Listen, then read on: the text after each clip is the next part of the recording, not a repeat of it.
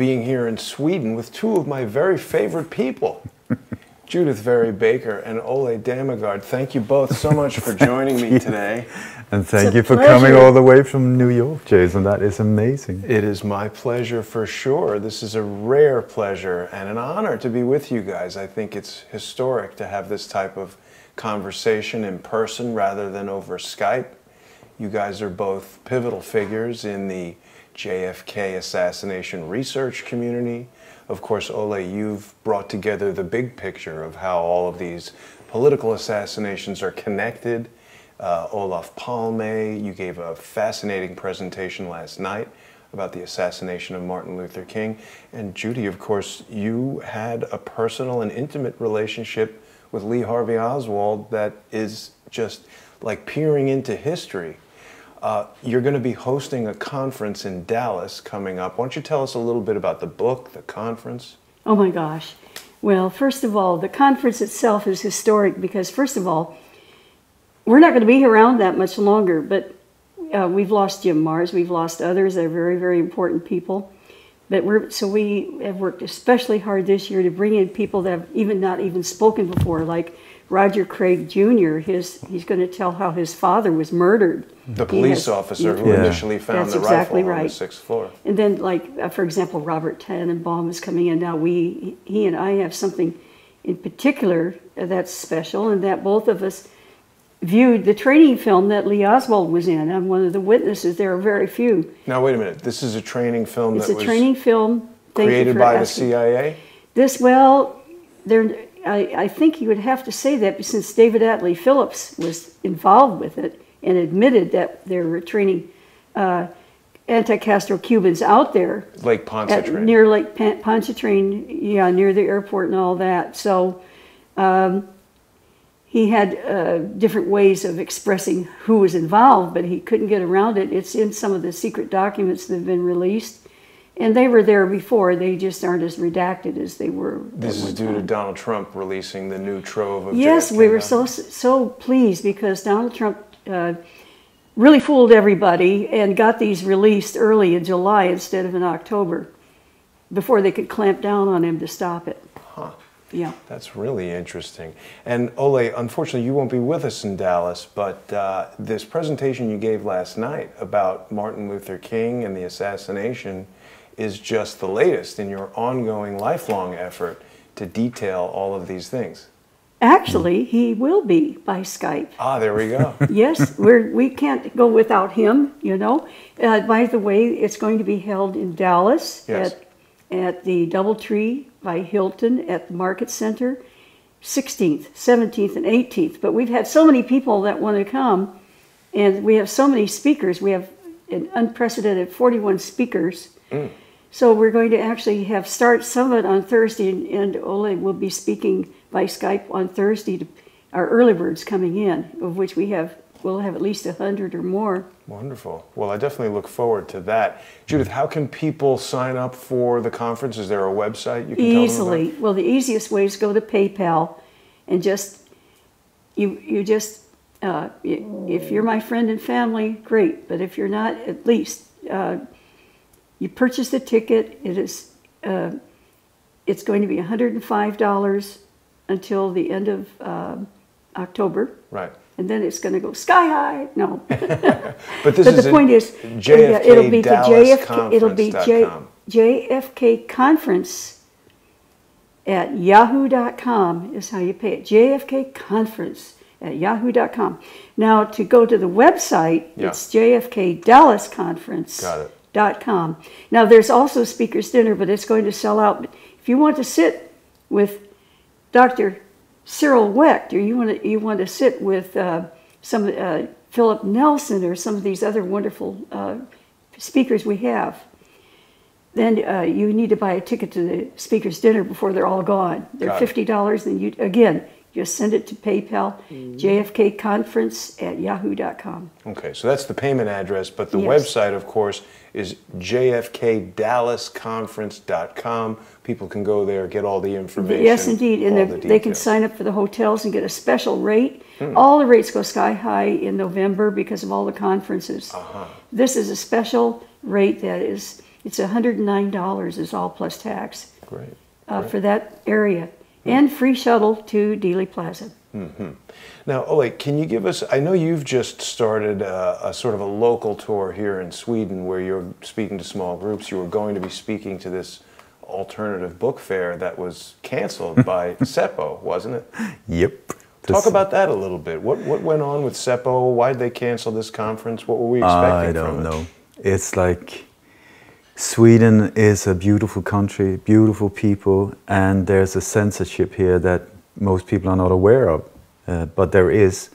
And I think the latest election and so on is a beautiful example of how things are really working under the surface, because people who start looking into this latest election, it's very easy to see that it was rigged. Right. And there's a lot of protests going on and stuff like that that hopefully will be looked into. But there was this book fair here in Gothenburg, a massive one. And so last year I was invited to come. I couldn't come, but I was invited to that. But the ones that invited me, they were thrown out because they were called right extremists. I don't know about their political views. I think the people that I've been dealing with, super nice people, and they were kind enough to sell my books and stuff, which no one else has offered. So I was very happy about that. But they were thrown out from the book fair last year. So this year, if I'm correctly informed, they wanted to arrange an alternative book fair themselves to open up the possibilities for people with a separate or a different point of view. Right. And as far as I know, the reason why they've been called right extremists are because, and conspiracy theorists, their favorite, is because they are critical to the vaccines policy, they're critical to the Bilderberg group, they're critical to mass immigration, they're critical to many of these things that I think we've got freedom of speech, so you should be allowed to say, listen, I don't like this. Right. That's the point of view. It's not a violent act. It's just say, I don't like this. I would like a change. But here, what happened was that a friend of mine was extremely kind enough to get me here to Gothenburg and to this book fair. So I was very happy for that. And this alternative book fair was supposed to be at the same time as the big book fair.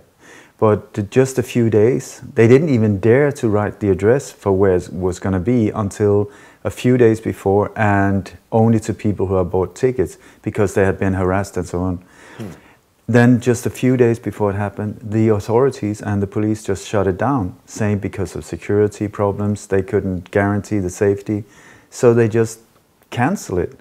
Let's talk about this for a second, because I think that freedom of speech is becoming a huge issue for people in the United States, and many of our viewers aren't quite sure. You were born in Denmark, correct? Yeah. Raised in Sweden, and now live in Spain. But a lot of people in the United States don't know anything about Sweden. There is freedom of speech, correct? It is a country.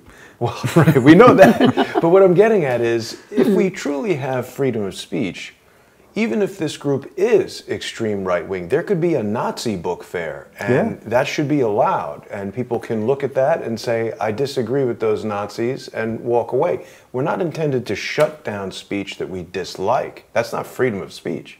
Well, they have their excuse, you know, security, and we have the police, and that costs money, you know. But I would suggest, like, okay, so if they claim that the right extremists are the ones arranging the book fair, these right extremists would be indoors, not dangerous for the public. They would be in there, all of them, having whatever the discussions or whatever they had.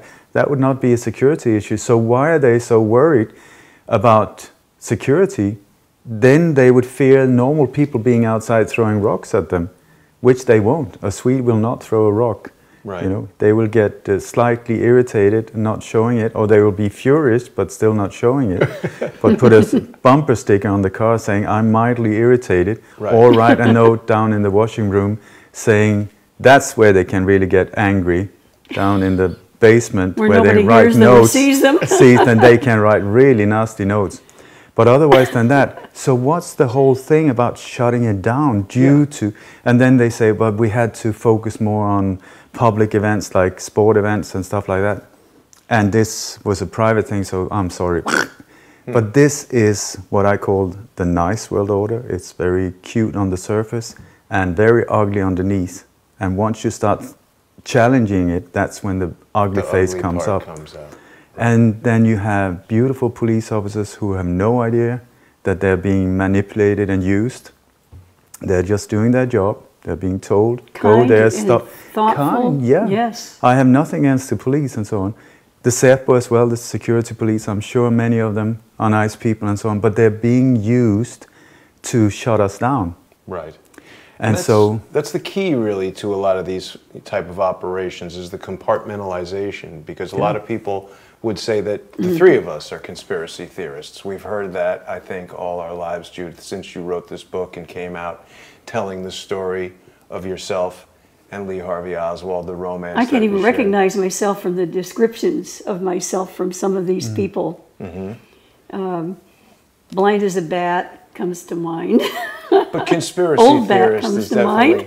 definitely something that we've each been accused of, and that is a CIA term. Right. It was created after the Kennedy assassination. Yes. It started 64, 67. It was in full bloom. They weaponized this word to be used against any critic of the official story. Yeah. And it's a perfect psyop because conspiracy, yeah, true, but that is a word, that is a term that is used in any court in America and so on. Right. Conspiracy actually means breathing together, but it's been turned into a legal term where it's like conspiracy is when two or more people are involved in planning or doing criminal acts. Which happens all the time. All the time. You make a tax fraud, it's a conspiracy of fraud, you know, like. But we're having a conspiracy right here because there are three of us talking. And I'm we're conspiring to make a video. Yeah. But in other words, if someone hires someone to kill someone else, that's conspiracy to commit murder. Yeah. So it's if we look at evidence and form a theory about a crime, anyone doing that is a conspiracy theorist. But when they add the word theory or theorist, what they do is they add the doubt. And then you can be disregarded. And then they add the tinfoil hat and you become a joke. See, scientifically speaking, a theory means something that hasn't been proven. Right. So there you are. So if you're a conspiracy theorist who says that Lee Oswald didn't kill Kennedy, you know, then you're trying to prove something that you maybe can't prove. That's absolutely not the case. But as Ole has just pointed out, it's been a very effective operation in terms of convincing people that most people don't even know the definition. We have downloaded these files saying that we're going to do this. We're going to create this term, conspiracy theorist, and use it. And what I've observed is that people in the United States today, if you say something that they think is false, they'll say, well, that's just a conspiracy. They've changed the meaning. They've changed people's understanding of the meaning of the word to, you know, if you talk about the death of Vince Foster in certain company, people will just say, well, that's conspiracy. You're a conspiracy guy. Yeah, conspiracy. In other words, if you don't follow the official version, right? I don't want to call it anything but the version. So let's push that word version. Let's have an official version. A version doesn't necessarily mean it's true. Right. So that's how we can counter this idea about conspiracy theory. Call people version theorists. Yes. I see myself more as like an self-educated forensic detective. I agree. That's what I do. And the reason I do it is because the official ones are not doing it. And you've pointed out so many uncanny similarities between these vastly different events. The assassination of Olof Palme, the assassination of John F. Kennedy, the assassination of Martin Luther King. I know you're doing this world tour with the new presentation. Can you share any details with us about the King assassination and how it relates to some of the other false flag operations? I wish I was going to do a world tour. I would very much like to do a world tour. It's European tour. Yeah, I'm now in Sweden. I'm going to go to Holland. I'm going to go to Denmark and back to Spain. The thing is, I'm like a one-man band with a small little team around me, a beautiful team, trying to do my absolute utmost in showing the truth. I mean, I'm not interested in theories. Thousands of followers, okay? Yeah, but still... You don't brag on yourself ever. It's not a matter of bragging. It's a matter of, if you want to do a tour, that takes a lot of effort and finances, airplane tickets. It's not easy to do these things. And most of the time, I have to say no because I just can't get from point A to point B, you know. So somebody like this time, this beautiful guy, Johnny here in Gothenburg, he said, well, I'll sponsor you. I'll get you the ticket. Boom, I'm here. There you go. Magic happens, you know. And it's like, one of the things I've done is every single time there's been a not conspiracy theory, but alleged terror attack. Right. Please note the word alleged terror attack in Europe. I've tried to go there, and I've been to more or less all places with undercover camera, filming on location. I just want to find out what happened, who did it, and what are they up to now. Exactly. Because you got the official version of a lone crazy Muslim. Never ever encountered one real Muslim terrorist. I have found state-sponsored terrorism carried out by the NATO, Gladio, the US intelligence agencies, CIA, Mossad, BOSS, SEPA, working together. All based... What's BOSS? BOSS was the old South African Secret Service. Or secret police. See, it's interesting that you mention them all as working in concert because that's important to observe. It's really amazing for me to be sitting here with the two of you because I remember watching the episode of the Discovery Channel, The Men Who Killed Kennedy, where you were introduced, and I was just amazed by the story. And as I've come to know you and read your book, Me and Lee. Oh yeah. Which of course people should purchase the book. Do it. Read it and to support Judyth and to support the conference and to get to the truth of what really happened. Lee was really, he said it himself that he was a patsy, but in many ways the JFK assassination was the modern false flag that started it all. And some of the same people remain involved. The pattern has not changed much because these people really aren't that original. Nope. If something works, they just keep using it. Yes. So, and they're using, I believe, old Roman templates. And it's the same Roman template. templates? It goes all the way back to the Romans. The same old historical way of doing. For example, when you hear about how Julius Caesar was killed, right? You don't hear any of the names of the senators that killed him. All you hear about is Brutus, the one. Right. See, I mean, it's just like that pattern. The patsy. The patsy, yeah. Well, of course, he did stab him to Brutus, but that's the only one. Where are the other names? Where are the names of all the other senators? Creates a dramatic story, doesn't it? Yeah, but it's also a matter of through all times, there's always been a small little group that have elected themselves as being better than the rest of us, wanting to turn the rest of us into slaves and to be able to control us and use us and abuse us and whatever. But they've been few, we've been many. So how to do it? The old Romans, in Rome, they had this massive empire without internet, without phones, without all of it. How do you control them? How can you control millions if you are few? How did they do it? Psyops, and through fear. And by creating creating outer enemies so that we will fear out there and look for protection there. Yeah. Right. So it's been, and then the people that have been standing up against these self-elected elites, as they call themselves, have been eliminated, targeted. Yeah. And so you will see in modern times, most of the people that have been killed are beautiful people that have been standing up for what is true and right. Beauty, harmony, compassion, forgiveness, all of these things. These ones are the ones getting their brains blown out. And then in times of that also, traitors thrive where heroes hang. Right. And I love that expression. I do too, Ole. And as you're saying it, I'm watching Judyth, the pain coming over your face. I can tell you're thinking about Lee. All the things that happened to him, if anybody knew who he was really like, they would be as outraged and upset as I am. He was working to try to save President He Kennedy. was a hero, if there's ever been one. Absolutely, yes. It's really shocking to drive around modern Dallas and see all the, Lyndon Johnson freeway and this and that. That stuff should all be named, Lee Harvey Oswald There's not even freeway. an alleyway named for Lee Oswald, or Lee, listen to me how I'm going, name for JFK. Lee Oswald thought so much of Kennedy that he kept a magazine on his coffee table all the time with his picture on it. he told, when little baby Patrick Kennedy died, and Lee had heard about how Kennedy wept, you know, because his little baby had died of the lung disease because he was premature. Lee called me on the phone and he was crying. Did you know that little Patrick has died? How horrible this must be to lose yet another child for this wonderful family.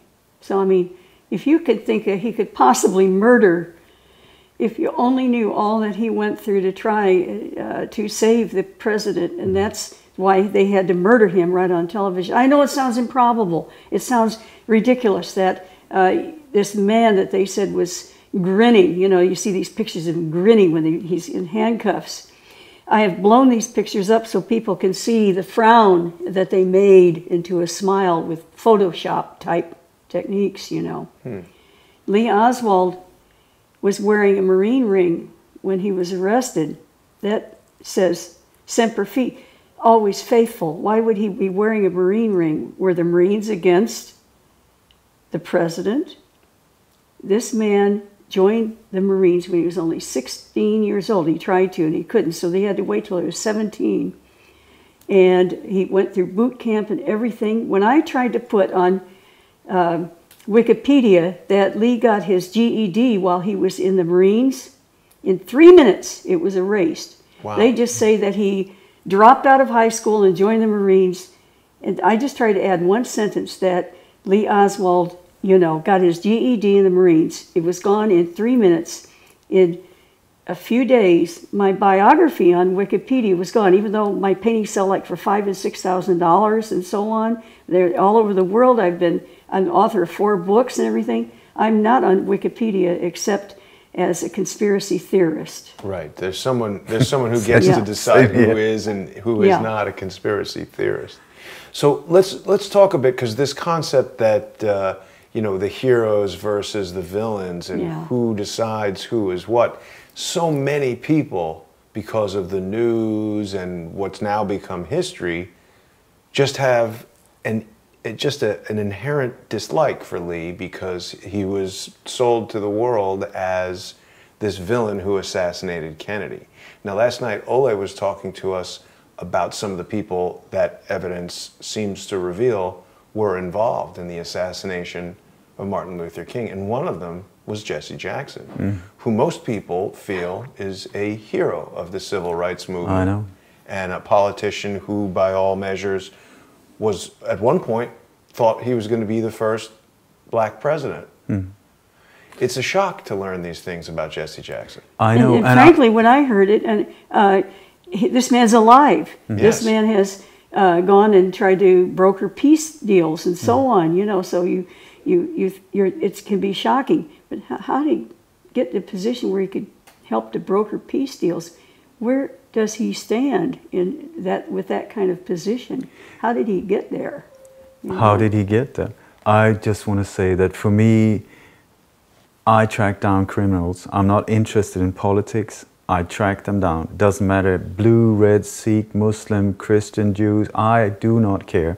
I go for the individuals, their actions, their words, and so on, and try to expose what actually happened, because these are national traumas or global traumas that have sort of put us in this fear spell. And so what happened, and what would the world look like had these people not been taken out? What would the world look like had Martin Luther King been left alive? Robert Kennedy, I believe he was going to be president. King was going to be vice president. That would have been unbelievable. It would have been unbelievable. JFK, had he been living, Malcolm X, Gandhi of all people, if he had been left alive. So the world has definitely changed because of the death and the termination of these individuals, the slaughter of these individuals. And so when it comes to Jesse Jackson, black, white, I don't care whatsoever. And I've been only looking at their participation, their involvement, how they did it. And it was absolutely not Jesse Jackson that pulled the trigger. He was just one figure in the whole setup of how to set him up. Other one. I mean, these are the type of people you call traders in a drama. Another one is a Reverend Samuel Billy Kyles, who died a year ago. But you had a number of quotes from him that were... Not quotes, recordings. Of him speaking It's not in just his own words. That's the thing. When the ego gets too big, the year passes, you start forgetting... What you're not supposed to say. What you're not supposed to say.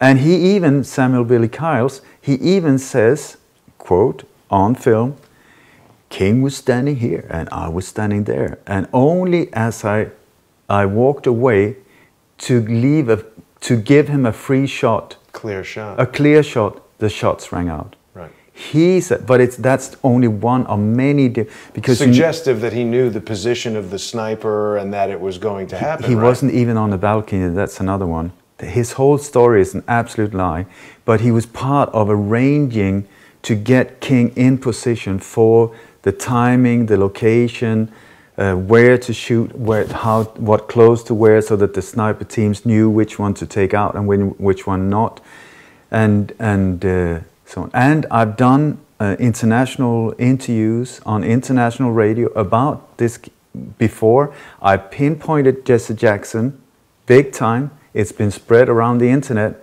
Jesse Jackson pointed out. I'm not the only one. Also, William Pepper, the lawyer of James Earl Ray. I mean, it's thanks to him that a lot of this information is out there. So he's devoted his life. Sorry. Yeah, he's Pepper. been Pepper has been. Pepper. Yes. My God, he's the lawyer. Yeah, he's also the lawyer for Sirhan, the guy that is totally innocent of the Robert Kennedy assassination. And I have a parallel thing to tell you about Lee Oswald in the Texas Theater. Everybody knows that police came in there and Lee Oswald tried to shoot the policeman and they beat him up and took him out, you know.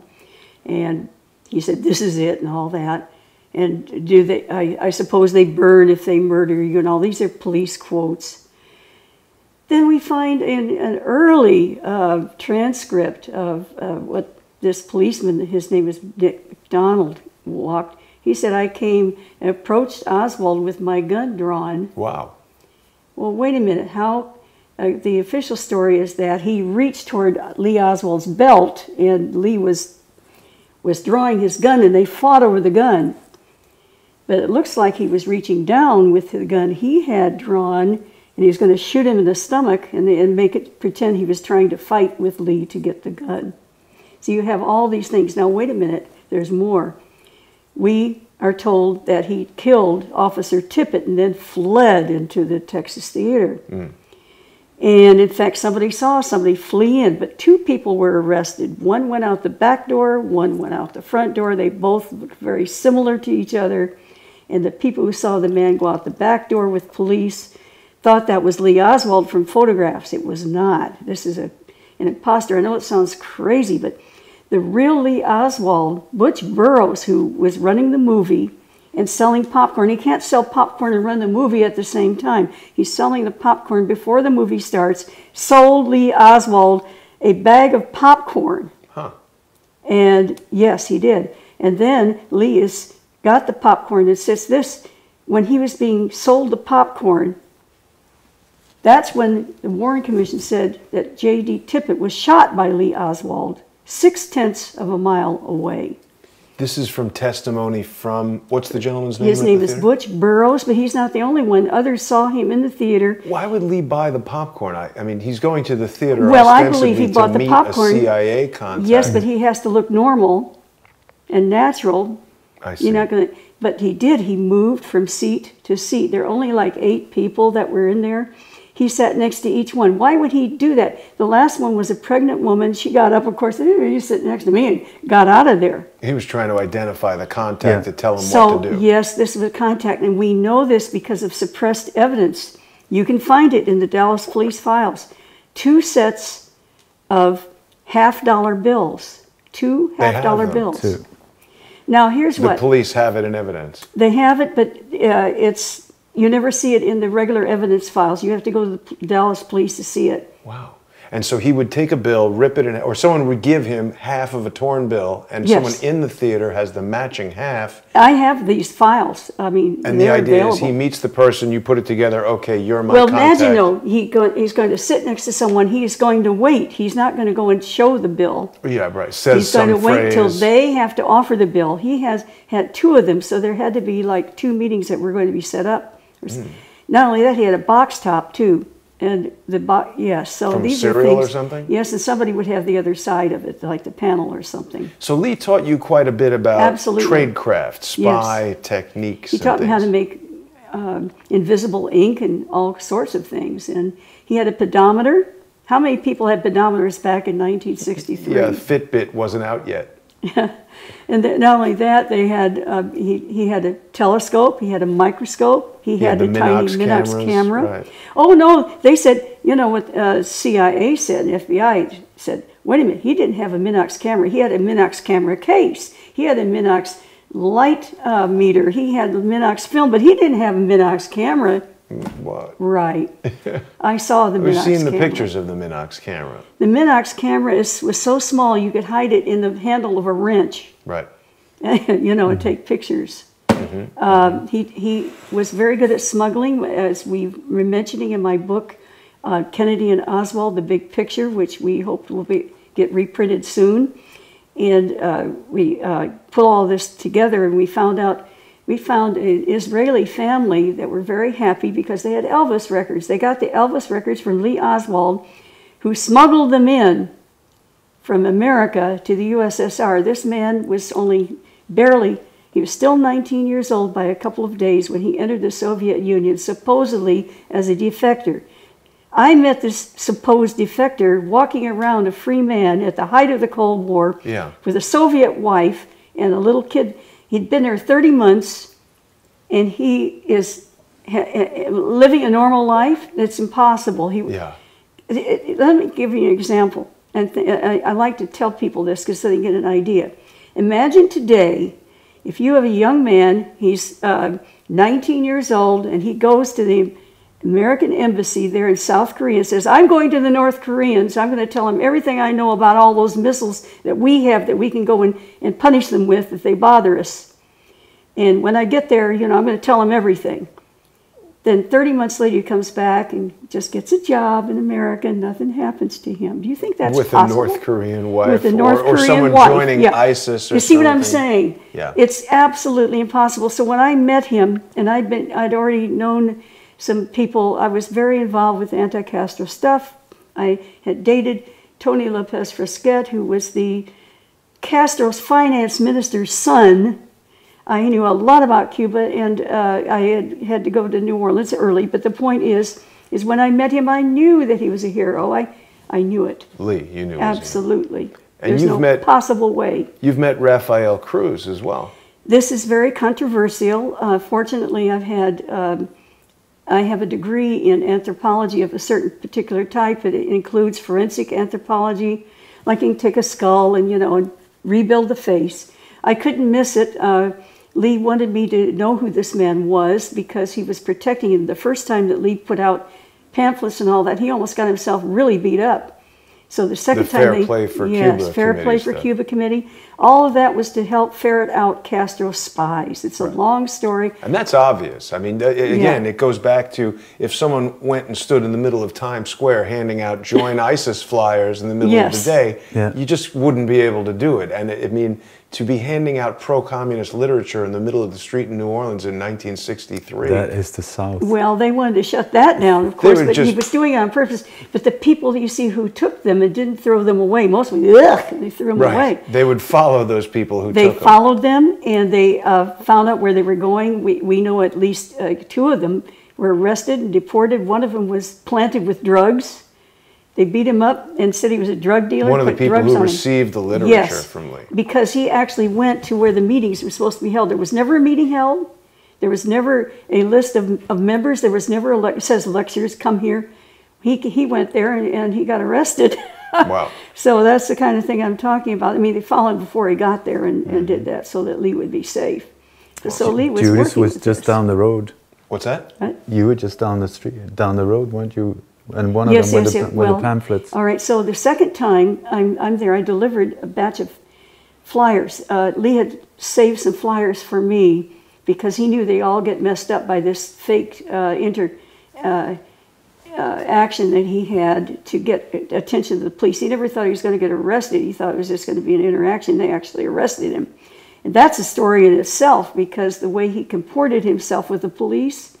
We have Francis Martello, who was a detective there with the police, and he said, he told the Warren Commission, I would bet my head on a chopping block that this man would never have shot the president. So Lee told me of an incident that happened while he was they had hurt him.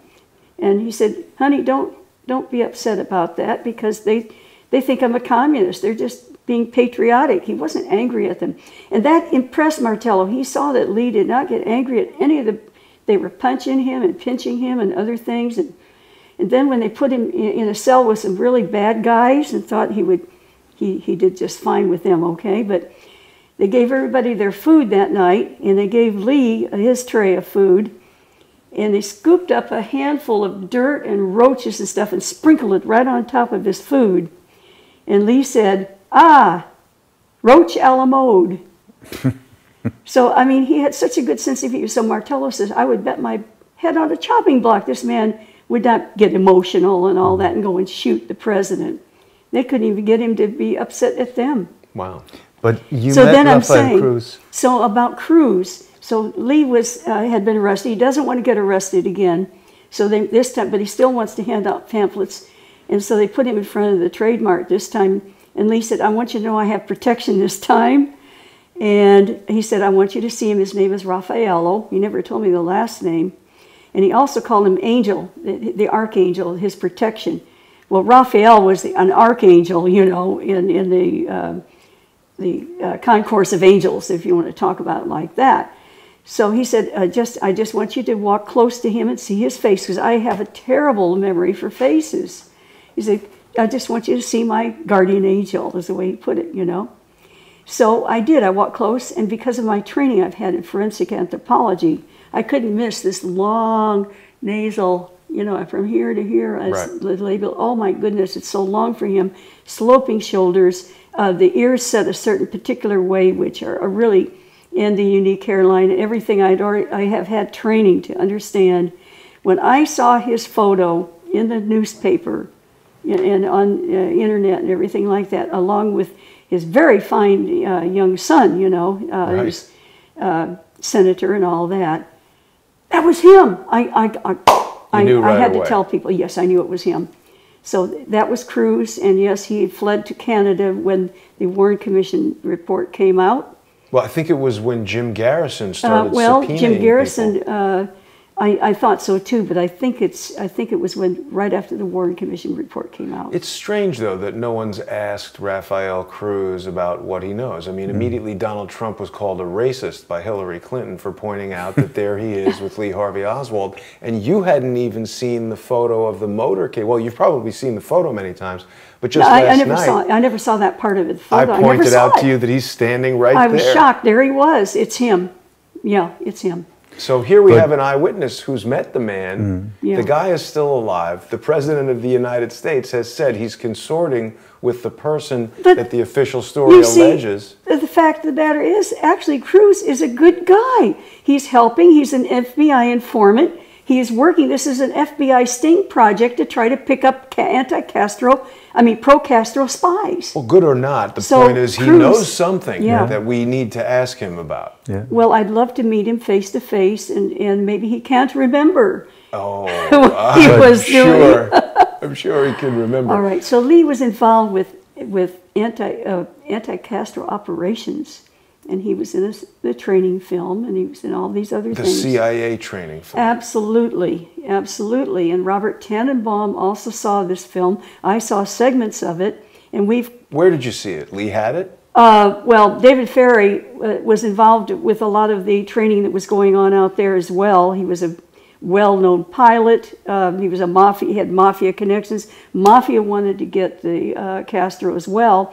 Mafia and CIA were working together in New Orleans and helping at this one point And they were training him in Guatemala, they were training him other places, but they had some special training going on in near Lake Pontchartrain. I know exactly where the spot is. I've had people, I've driven them out there because it's a particular area you can see from the film. I saw the parts I saw in the film, maiden cane grass growing, and near the lake you can see the but boundaries. Where exactly did you see the film? Where was it projected? I was at David Vary's house. If you read the book Me and Lee, you'll find out why I was there. It's rather complex to talk about, but I had a chance to be there one evening. Usually that wasn't true. They were there splicing together film from that they had taken out there of the training, everybody training, over a period of several weekends that Lee was out there. And he called me, he said, you know, they called me Jay. This is good because other times if David Vary said Jay, they probably thought it was a guy. So, you know, I didn't realize it was a girl. But anyway, I was called out. And the other person there I now know was David Morales. It's really important to anybody who knows about this. David Morales was there. I didn't know all the photos. He was there at the apartment. Yes, he was there with him. This is a big guy. And what I didn't understand, the House committee had a picture of Morales. It never showed the scar over his eyebrow. And here, when I finally saw a picture just a few months ago, there he is. It was shocking to me. I had actually seen this man.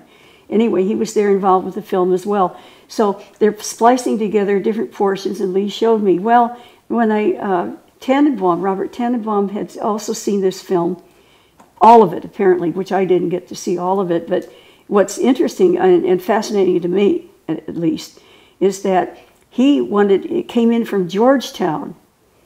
And there are many reasons why Georgetown would have been able to get hold of this film. One way is that Bobby Kennedy, when Lee was speaking in Mobile, Alabama, when they were making this training film, Bobby Kennedy sent down a priest. This priest became the confidant of Jackie Kennedy, and there are all kinds of papers that they tried to stop from being released. Same man, it's the same man.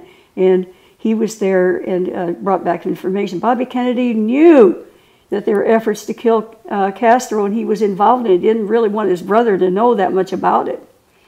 That was through the State Department. I know this because Lee told me how Bobby Kennedy had this group of investigators out at Royal Castle. And if you read my book, you'll see how I got there. But Royal Castle's watching Carlos Marcello. Bobby Kennedy hated Marcello, so he's watching him. He's got him surveilled. And because of the connection between Bobby Kennedy and his group there, and Lee was involved with that group, Bobby Kennedy knew who Lee Oswald was. We have some evidence the State Department is the one that got him out of there, because when the administration changed from Eisenhower to Kennedy, they weren't giving all the information about who were their fake defectors and who were the CIA people. Well, they weren't cooperating. And let's talk about that for a second, because a lot of this, again, some people might watch this discussion and say, oh, these guys are talking about ancient history, but we're talking about a pattern that remains in place today. Because the CIA's interest in Cuba and in killing Castro wanted to nationalize all of the assets in Cuba, the oil, the sugar cane, the casinos. And the Mafia and the CIA were basically plundering Cuba as a money laundering operation to generate and clean black funds to fund their black operations. And you, Ole, I apologize, I didn't have you on camera, but you had a visceral reaction when Judy mentioned David Morales. David Morales. Because was he part of Operation 40? God, yeah, you can say that and again. And they're associated with Lee Oswald, pretending to like him and be his friend, and he was really a traitor. Okay. Who was a traitor? Murder. Morales. Oh my God. Right. Because Operation 40 was going around the world and basically conducting these extrajudicial assassinations. Not at that time. No. They were created in the early 60s by... It was just getting going. It was Eisenhower that was given that Eisenhower gave the task to Richard Nixon to create this ultra secret hit team and it went under the name of Operation 40. And the task was given. They argue about that. They say it doesn't exist and all kinds of things. God, it exists. I tell you, I spent years. It's been revealed now, hasn't it? Yeah. Sorry? It's been revealed now that it exists. I've done everything for the last 5, 6 years. But I'm saying it's been declassified. It's known that it exists, isn't it? Well, it's out there. Yeah. Anyway, There were David Atlee Phillips, E. Howard Hunt, Ted Shackley were the three people that were given the task to create this thing from Richard Nixon. And the paymaster for this team of assassins was George Bush Sr. as a young man, CIA operative. And David Morales, they recruited mostly ex-Cubans down in Miami to use this as a mobile unit to whatever problem they had globally, just go there, take them out. And so there was one group of assassins, about 20. There was another group that were really good at extortion, blackmailing, whatever. So depending on what they needed, they were just using these people. And David Morales was a key person. He was a key individual in the JFK assassination. He was at the Ambassador Hotel when Robert Kennedy was killed, a key one in that one. He was the guy that was together with Felix Rodriguez, a very close associate to George Bush Sr. his whole career. That was also a key person in Operation 40. Took out Che Guevara down in Bolivia. Yeah. And it just goes on and on. These were brutal, brutal individuals that were also then central in Operation Phoenix in Vietnam. They were sent there, Shackley and his boys. They were also down in these in South America in these different coups d'etats and where they were training death squads. So why did the HSCA put in a photo of Morales that you can hardly recognize him? Well, they're doing that all the time with these operatives. They want confusing photos. Even just last week. Because if I'd seen the scar, I would have recognized him, you know. Even just last week when we had this Dr. Christine Blasey Ford, first of all, they're referring to her not as Dr. Ford, not as Christine Ford. Sometimes she's Christine Blasey, sometimes she's Christine Ford. We saw a GoFundMe page pop up with a picture of a woman who's not her. There are so many things done to distract, to every person who might recognize this person and say, hey, wait a minute, I know them. Anytime they have an opportunity to obfuscate or to draw our attention away from them, that's what they want to do. And just for a moment... See that word they you're using, who are they? That's what I wanted to get to, because I don't know that Eisenhower sat down and said, let me create an evil team of psychopaths. I believe Eisenhower, as a general, said, you know, war is hell. And what if we could have a clandestine team that could go around affecting international policy without creating these dramatic wars that kill millions? It could have been born of something kind of... And I don't believe at all that it was Eisenhower's idea either. It's these other guys convincing Eisenhower. The ones that put Eisenhower as president are the ones that got this. So these are just players on a lower level. Right. And these head cleaners or what mechanics that are called, they were just like doing it on the street level, absolutely not where the order came from. They were just like operatives. And assassinations, Murder Incorporated, is the way for them to deal with problems. You stand in their way, you get killed. And this is still happening today. It's still happening. And like this Operation 40, we were talking about the CIA and so on. Porter Goss was one of them, and he was elected the director of the CIA right at 9/11, and then he left the deputy director of the CIA at the time of 9/11, and then got kicked out. But he came from a group of assassins getting all the way up there. Why? Because of George Bush and the whole thing around him. Bush has used these assassins his whole career, taking out people. They were central in the Watergate. You're talking about using assassins because Americans are listening to this, and it's really shocking for them to hear this. So you need to moderate, explain a little bit more, I think. What would you like to explain, Judyth? What would you like to call first of all, remember, he always denied that he was even associated with the CIA. H.W. Bush did. Who? Yes. George H.W. Yes, Bush. but at the same time, he suddenly becomes the director with no experience, right? And we also have a declassified memo from J. Edgar Hoover requesting that some piece of information be sent to George Bush. Right, well, they're trying to say that was another George. Of course, nobody knows who that is. Thin, and we also have a photograph of a guy who looks kind of exactly like George Bush standing right outside the book depository. Now, there we can nail it, because, again, I told you I've been trained in forensic anthropology. Talk about that. And how people stand, the way your hips are put together, the way your knee joints are put together, you name it. There aren't many people who stand the way he stands, and his habit of putting his hands in his pocket the way he always did. it's simply symbolic of who this man is. That even a statue has been made with his hand in his pocket. I mean, you know. Right. And of course, Fletcher Prouty identified who was the general that was walking past the three tramps. Well, you're talking about Lansdale, yes. Lansdale. Prouty said that's Lansdale right there in the photo. Because he saw how he was walking. He recognized his ring. He used to work with him. I knew mean, the so guy. it was for me to recognize Exactly. you. It's not that difficult, Right. you know, if you know someone. Sure. Well, when Lee Oswald saw Jerry Hemming, he saw him from the back, but it wasn't that hard because He's Jerry's like 6 feet. 6'4". It's like he a was 6 man. feet 5.5. You know, with boots on, I thought he was 6'7". Now, the other thing that I found really fascinating last night, Ole, was that you identified Umbrella Man by name. Roy Hargraves. I'd never heard him In identified by name before. Yeah, and the guy in front of him, the waving Cuban, he's sometimes called, who stands and slows down them. I think the reason he steps out in the street is partly to slow down the motorcade even more. His name was Felipe Vidal Santiago, very close to Operation 40. Didn't they actually testify and everything at some point, or is this something That I don't know. else?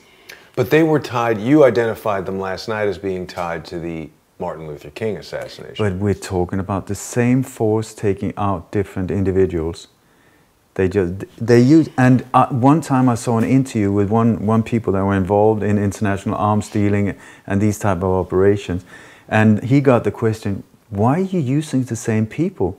And he said, why change your winning team? Exactly. It's the same if you got a great dentist, would you go to someone else? If you have a wouldn't. great electrician, you have I mean, a problem. there you have Frank Sturgis at the end there at Watergate, and they're on hunt. You just have people there who, they've been busy ever since the Kennedy assassination at least. Right. It was called the big event, the JFK assassination, No, and wait, after that, yeah.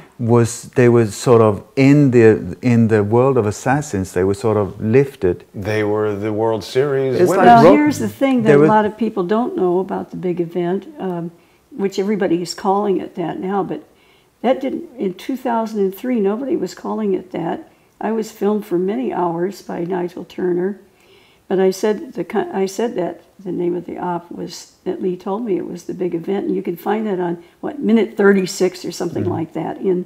So Lee knew they were planning to kill Kennedy. He used the name, the big event, and I put that out there, and a few years later, Hunt comes out and says the name of the op was the big event. That has helped a lot of people finally believe me that I really did know Lee and that Lee was involved with these things. Oh, because you mentioned big event before. So in what context did Lee discuss the big event with you? Well, it was his last telephone call. He said that they've got this op going, and he said when the big event happens, is the way he put it, you know, everybody will know this is, you know, it's a big event. What did he expect his role would be? As a patsy. Well, here's... He knew he would be the well, patsy. what happened, he saved Kennedy's life in Chicago. He said from then on, he was under suspicion. He believed that he would die and they would put a gun in his hands. He said that was just traditional kind of way that they would, you know, they'd kill him. And they tried to do that with the Martin Luther King thing too, kill this standard man. procedure. That's what they do. He knew that. So he told me he couldn't Wait, get out. Explain what they tried to do with Martin Luther King. You like- take the patsy and you kill them and you put the weapon in their hand, the murder weapon. James Earl Ray was intended It's to be standard killed procedure. It The, is. the patsy gets suicided. I mean, they want to close the case right away. Yeah. Right. That's why it's a lone crazy guy. Alone because then there's no conspiracy. Crazy, then there's no motive. Right. And so, boom, he just went up, shot him. And then if that individual then is suicided or dead or on somebody location, shot Or them, the you know, cops kill and them they or stopped whatever. them and shot them. then it's yeah. case closed. Thank you, folks. Go back to sleep. Nothing to and worry about anymore. Pass on. That's right. Nothing. Don't So worry. Lee tells me We- he's going to be killed. I can't tell Lee you told what- you he yeah. was going to be killed. He Yeah. knew he was going He to be knew. killed. Yes. He knew. But there was nothing he could do, nowhere he could go. Well, Why what- didn't he try to escape with you? He was trying to escape, they would have killed all of us. And they And would have his got him kids. anyway. He had Where's he two going to go? small little children. Wow. And But that is why he's a hero, really, when you think of it. He knew Sacrificed that he was himself. going down. he There could was not say, absolute- I'm CIA. If he had done that, he had been 30 months in the USSR. And he had contacts there that were with the CIA. They were spies for our country. Double agents in That's the USSR. right. Now imagine if he'd said, I'm CIA, don't do this All to those me. people in the They would Soviet have Union would They be would have killed. executed them all. They knew he wouldn't do that. All he could say is, They brought me in because I was in the Soviet Union. He gave us a hint by saying that. But also, what he knew, the people he had met, like his controller, David Atlee Phillips, who later became the director of the Western Hemisphere for COVID operations. I mean, these are not low-key players. No, these are big he shots. had met them. He knew what he looked like. He even identified him. He finally identified all these people that say, oh, I knew this person or I knew that person by name. Actually, David Phillips went by some 40 or 50 different fake names. He gave Lee 2 close together, Benson and Benton. So Lee was suspicious. Finally, he meets him with Vesiana as Bishop. Well, now he knows he's being given fake names. Only near the very end, he finally tells me he found out who he was because he traced him to Fort Worth, and that's where David Atlee Phillips lived. He knew finally, and got a glimpse of him. He knew it was him. So imagine if Lee had stayed alive and was allowed to talk and testify. He would have blown up the CIA. He would have exposed Operation 40. He would have exposed Bush. He would have exposed all of these things. When you see these mock trials, this is what really irritates me and makes me angry. Lee can't speak. But then mock trial would never have happened. You see, you have a grand jury first that has to bring a bill saying they are guilty, they should go to trial. It never would have gotten that far. The planted guns, how can you find bullets in his pocket only after he's been frisked 3 times the next day? I mean, you finally find bullets in his pocket. How can you have he's supposed to have done a getaway using a cab and a bus going the wrong direction, that he had a bus transfer? Get this, it's not wrinkled. This thing is made of thin paper. I've used them myself. Yeah. And yet he's supposed to be in a fight, and they finally pull it out. There's not one wrinkle on it. But the giveaway is they never tested it for fingerprints. They've tested for fingerprints, all the stuff he had. There's not a mark of silver nitrate on that whole thing. They do not, because he never had a fingerprint on it. He never touched it. So you have all this fake evidence. It would have all been thrown out. Roger Craig would have testified it was a Mauser. It never he was killed. His car exploded or something. They hit him so many times. It never would have. He never would have had a mock trial. In other words, he never had a trial. It would never have gone that far. But this is where we talk about conspiracy theories or conspiracy facts. Okay, so you are suspected of doing a crime, a homicide. You're taking in. You're being frisked. The police go through everything. Then the very next day, suddenly, things appear from your pocket. Question, how the hell did that happen? Or how about the palm print? And that's not this case. There's so many of them. Yeah, you have the rifle sent all the way to FBI laboratories, all right? They find no identifiable fingerprints. Until the FBI visits the coroner. They come back. He's now dead. He's been shot dead. All of a sudden, you have it's the mortuary. Actually, it's a funeral home. The mortician has got him. He's got him in a coffin. Here they come. He says agents. He doesn't know who they are, but they spent 4 hours. People say, well, how could he spend 4 hours doing fingerprints? I'll tell you why. Because if you just take a fingerprint off there and put it on the gun like that, it's going to be fresh. But isn't a dead hand rigor mortis? Is that no? The rigor mortis, it doesn't matter. That's one of the giveaways, because the palm print that's on the rifle, it's not curved. It's flat. Rigor mortis. But there's more. The fact is the matter that it took, because when you put that fingerprint down, they might want to use it somewhere. They did silicone on those fingers. And that takes a while to dry. They just spend 4 hours there just doing nothing. They're making fingerprints. So they can put his fingerprints on other anywhere things. they want. Wow. But I just want to say, with my experience of looking into so many different cases, this is standard procedure. Yeah. When people are innocent but being framed, you check out everything, nothing is found. The day after, suddenly lots of things are found pointing at you, meaning you're being set up. We got here in Sweden, the assassination of Anna Lindh, the guy that is blamed for the whole thing. He was taken into the police. They checked his clothes, everything. They didn't find anything, and then the very next day, suddenly, evidence started pointing out that was pointing to a motive for him killing her. And so and he's in prison. I would very much like look into this case, because here we have another innocent individual. Out. For example, they make it very unpleasant for you to look at evidence. For example, they said, we found Oswald's pubic hairs on his little baby daughter's blanket, you know. What? His pubic hairs. Yeah. Sounds pretty gross. Yeah. Now, then you find out that they went and shaved his pubic hairs off. And that's when they finally find them on the blanket. And why would they? And by the way, well, think about this. Well, then later Hoover says, look, he's shaved down there, he must be a homosexual. Well, he should know. He should know, shouldn't he? Well, the point is that actually you even shave down there before an operation. So there are many ways that that area would have been cleaned of hairs. They also took a clunk of hair right in a very embarrassing place right out of the top of his head. They shaved part of his chest. They were humiliating him the whole time, as you can imagine. It's really disgusting. But I look in the 26 volumes. I find the picture of the pubic hairs. Here is Oswald's pubic hairs. Well, what they're showing are, here's one here and here's one here. Pubic hair here from Oswald, and this is on the blanket. They don't show the ends, and they don't show the bulbs. They just show the stems in between. Now, all you can tell is from that is it's Caucasian. That's it. If you have to have the curl tip on the end to find out if it's even might be Negroid instead of Caucasian. Wow. And the bulb on the other end is missing. If it fell out on the blanket, it wouldn't have been what does he sit on the blanket and shave himself?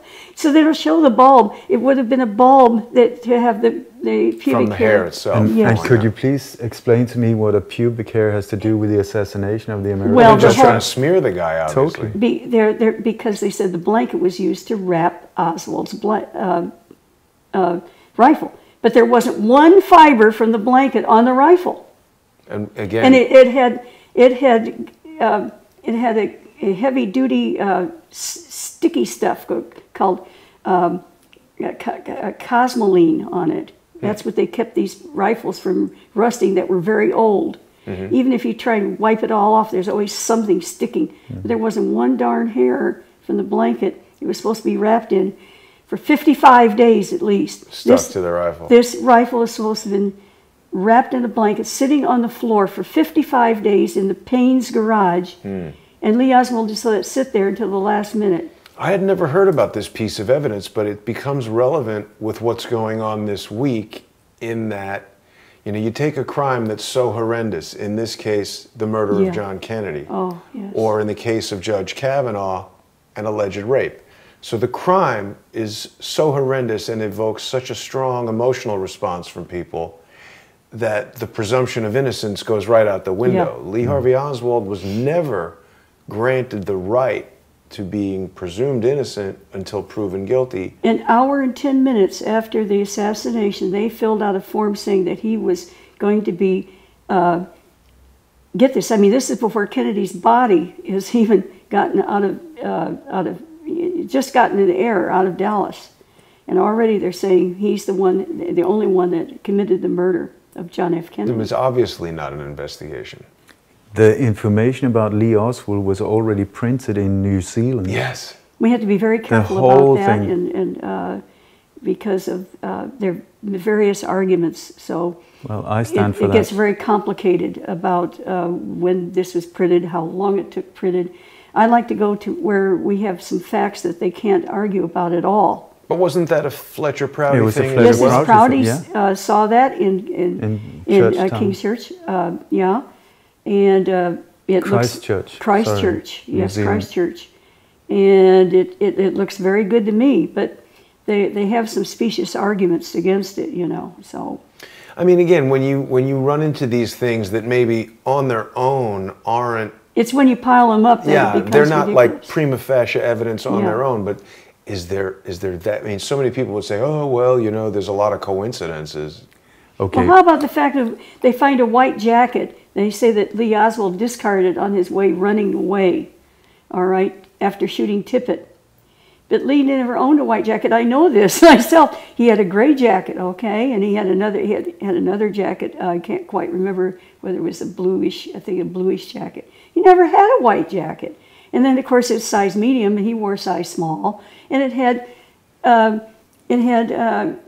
tags in it that had been dry cleaned when he always had washed all his jackets. Yeah, he didn't seem like a dry cleaning kind of guy. Well, he dry cleaned his tie and had a fit because they charged him like 25 cents. It was like $2.50 today. Jason, can I just give you an example? Please do.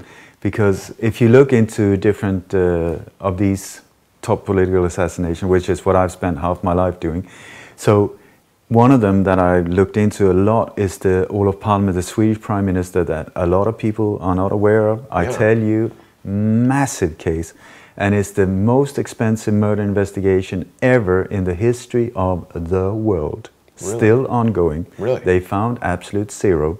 I've written this book. It's about 1,000 pages in two volumes. In 2 volumes. Now this is the Swedish version, of course, it's but called, people can go to lightonconspiracies.com and buy it in English. Yeah. You can buy it in English. It's called Coup d'etat in slow motion. In slow motion, and names, details. I mean, it is all here, all here. Compared to the official story that is more or less still there, was it the Patsy, was it not? So, okay, that's a very, very good question. I will just give you a little example. When we look into like evidence and how it's treated, we're talking, it's only the Prime Minister of Sweden. So it's not just like a hobo that, well, sorry about the evidence, whatever. I'm not saying that there's different values of life, but then again, it's a national, massive trauma. And so the official story is that the killer was waiting for Olof Palme and his wife. He went up behind them, boom, fired a .357 Magnum. The bullet went straight through the body, killed the Prime Minister right away. Then he fired a second shot at his wife, but she was drawn down in the fall and turned around like that. The bullet passed and just touched her back and disappeared. So a .357 Magnum is Make My Day, Dirty Harry, but with a shorter barrel, more or less. It was the most powerful handgun in the world at the time. So you look at, here is where he was killed. So where did the bullets go? You speak to forensic technicians and weapon experts. They say it would go like miles. It would like kilometers down the road, or it would hit something and it would go ricochet or whatever. So where did they find the bullets? They did not find the bullets at first. The area was cordoned off, very small, very, very small. There were a technical team there. They were sweeping up the snow, everything around the area. The only thing they found, half a button. So the first bullet was found the day after. So where was it found? In the direction where it was fired? I mean, I'm naive enough to think if you shoot that way, the bullet should be found there. You would think. You would think. No, the first bullet was found in that angle on the other side of the street, more or less intact, on top of a hill of snow, a little heap of snow. How was it found? It'd be hot. It wouldn't be on top of snow. It would melt through. It would melt down. Good point. Yeah, but not only that, how the hell did 40 meters without any impact, it hadn't hit anything. Who found it? This is where the important thing also, many times witnesses, eyewitnesses are connected to either media, theater, or film type of things. So often, but most of the time media. Here, how was it found? It was found by an Indian freelance journalist with connections to Indian military intelligence, who was sitting at home. Oh my God, Olof Palme has been killed. I quote, this is not me making it up. So he said, I want to help. He took a train in, he went around in Stockholm, it was early morning, and he put himself in trance. So his name was Alfredo de Tavares, he's dead now. He said, where's the bullet? Where is the bullet? So he wandered around like that with closed eyes. Where's the bullet? Where is the bullet? And then he said, there is the bullet. And he pointed straight to the bullet. That's amazing. What do you mean ridiculous? Come on, look at the facts. Anyway, so he gave it to a police officer, bullet 1. Bullet 2 on the crime scene, you know. So we're talking about the most powerful handgun in the world. Passed through the body of Ole Palme, hit bones and stuff. So of course, so where did it go? Did it go in the direction? Where did it go? Well, they found it 30, I think it was 34 hours later, behind a concrete pillar, 7 meters from where he died. Wow. That is pretty amazing. It's It must have hopped. How did it happen? It hopped. Okay, they haven't even been able to prove that these bullets or the projectiles came from the same gun. So what did they do? They sent it to the lab, and the lab thought, let's clean them. What? So they washed them.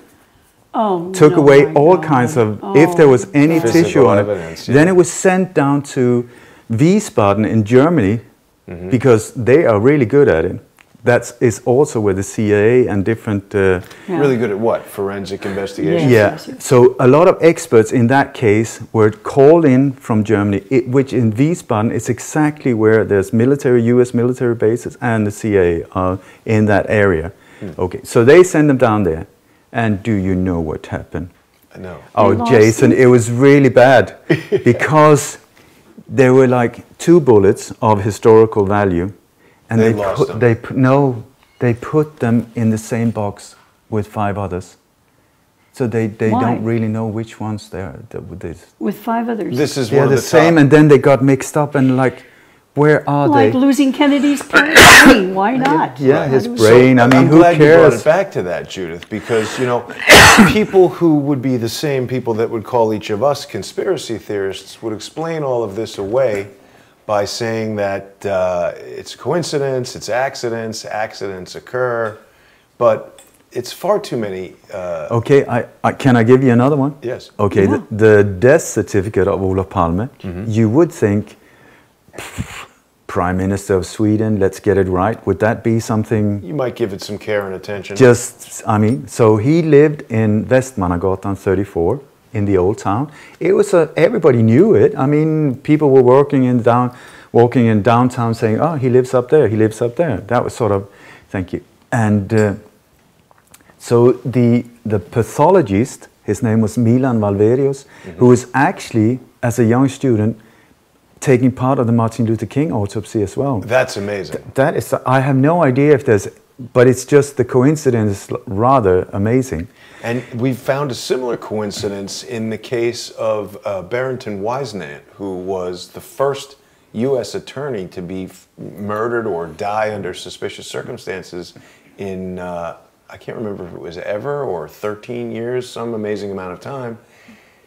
The pathologist on that case was present during the autopsy of Ron Brown, the Commerce Secretary who died in the plane crash that's surrounded. And with then mystery. again, coincidences, it can be, But it just seems. but sometimes you have to look into it. Anyway, so this guy, Milan Valverius, who after the assassination kept insisting the real truth about this assassination is in the autopsy report. So let's go and get the autopsy report. It took us 8 years to get it. The official story, 1 shot through the body. What can you hide? What is the big secret? He was shot through the body, he died, that's it. Hole through body, 1 plus 1 equals 2. Death due to hole. Okay, 8 years. Then once, there's no photos, none whatsoever, no drawings. There's No some drawings. drawings, they're drawings, but just like the hole went in there, that's more or less it. Then they also have a slight problem because the body, when it arrived to the hospital, had a new cut, 11 centimeters on the side that was just stitched up. No That- Was he still No. alive? Was he still alive when they? He was dead. No, he was dead as a... No. Anyway, so... Stitched up. Stitched up. Okay, so we finally, after 8 years, got the autopsy report. like they pulled 8 the bullet pages, 50% of it's totally blanked out. Is it here? I'm not sure if it's here. It's sort of like, no, it's in part 2. That reminds me of the secret files that were released in November or whatever. They released Oswald files. This is the Oswald files. Something like 128 pages. Every single one has a fresh piece of white paper over the tops. Ah, Yes, because okay. white is the new way they're redacting Yes. things. It used to be White, black. Yeah. They would cross out parts. No, now it's all of it. Because I guess you can sometimes see through the whole black. pieces of white paper. That's all. They're brand new white pieces. It's also when words are blacked over, you can count the letters. Yeah. This is how I often done, you know. Sometimes there's a little piece of a letter outside, so you can see the top of a T, okay, thank you, and the bottom of a G, okay, that's these two, and then 5 letters.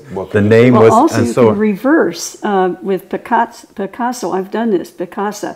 You can reverse the colors, and you can actually see certain words. Yeah, you can, lighten it up. So and there's then new redactions in some of so these now you documents can't do related that because to Lee. huge pieces of white paper. It's all. I couldn't get over it. What are they hiding?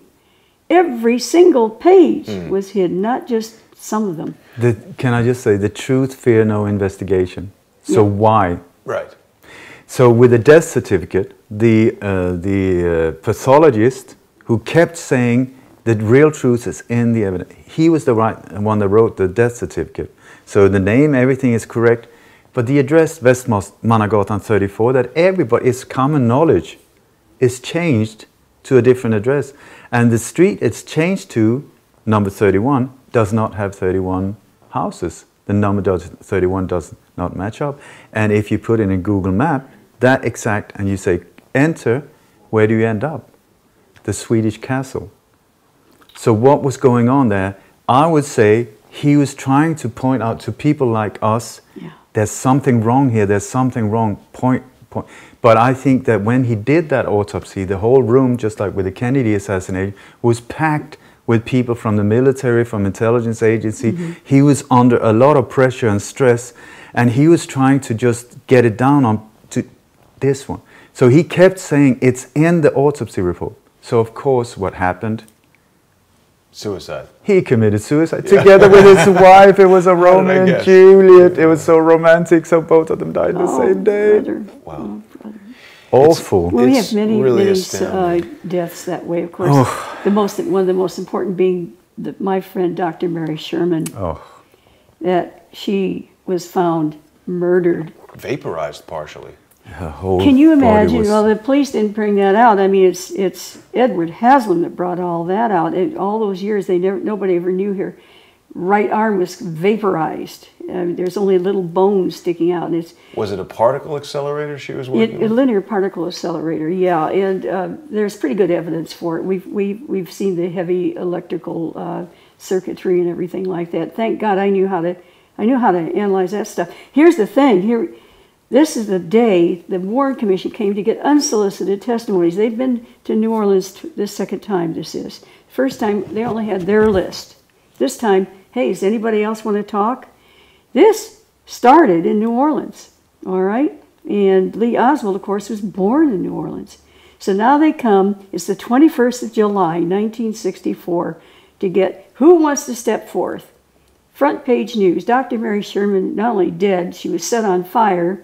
She had stab wounds all over her. And of course, behind the scenes, right arm missing. I'm telling you right now, nobody wanted to stand forth.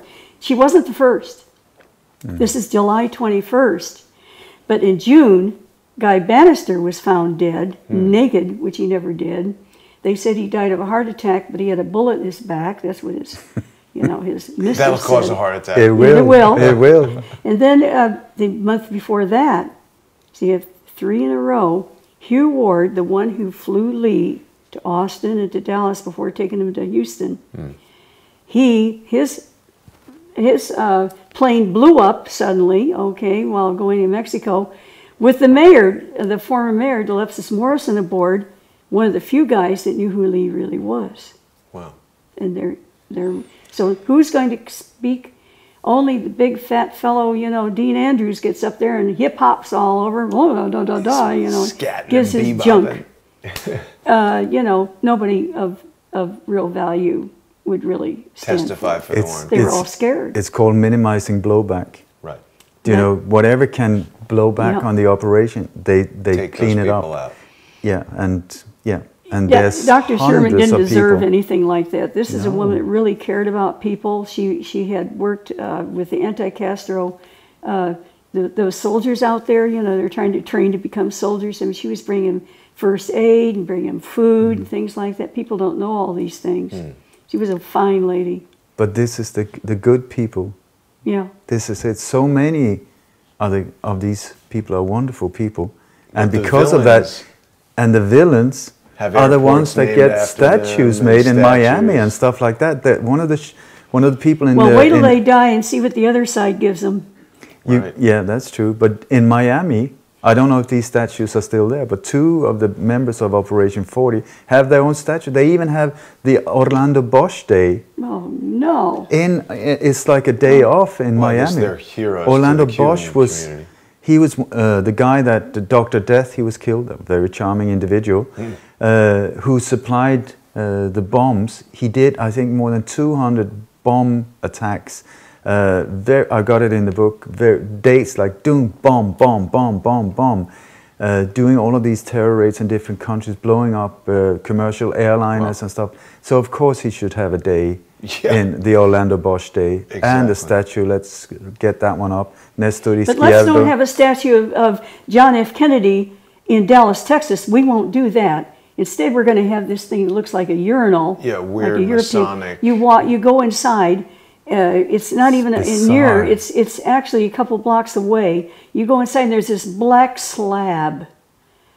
You can stomp on it. You can urinate on it. In fact, David Atlee Phillips, by the way, said he urinated on Kennedy's grave. Wonderful. And he enjoyed doing guy. it. Well, we have this black slab. That's what we have. It is a gravestone. That's what Dallas, Texas has given John F. Kennedy. Oh, wow. Yeah. And to just show also the assassination of Olof Palme, because here in Sweden, they want you to forget about it, I tell you. And this is not a Swedish murder. He was very deeply involved in many nasty things. Oliver North was here just before. Bush was in this operation. There were people that were in Dealey Plaza when the assassination took place there, that were here in Stockholm 23 years later on location, also trying to recruit patsies here. Well, so, I'm sure we could speak about these obvious coincidences, innocent coincidences. They are. Endlessly. Well, we have 40 speakers coming. Yes. November 16, 17, 18. These are historic. Of course, I'll be there too. And we are there. We'll answer questions. We were witnesses. We are researchers and authors. And we're a dying breed. Yeah. I'm 75. I'm one of the youngest. Wow. So we have to. Yes, people need to come and hear the facts before they're completely obfuscated and erased. And before they die with the people. Well, here you have Mr. Humes. He was the. I'll just put it this way: Kennedy had his own physician actually put the bullet, show where the bullet holes went. The one that's in the back is very interesting because it's in the middle of the back, and we have the man who became president. The only president we ever had who was not even elected to be vice president.